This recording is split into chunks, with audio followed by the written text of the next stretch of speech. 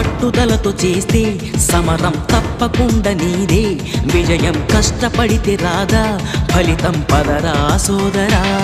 నీ ధైర్యం తోడై ఉండగా ఏ సాయం కోసం చూడక, నీ ధ్యేయం చూపే మార్గంలో పోరా సూటిగా.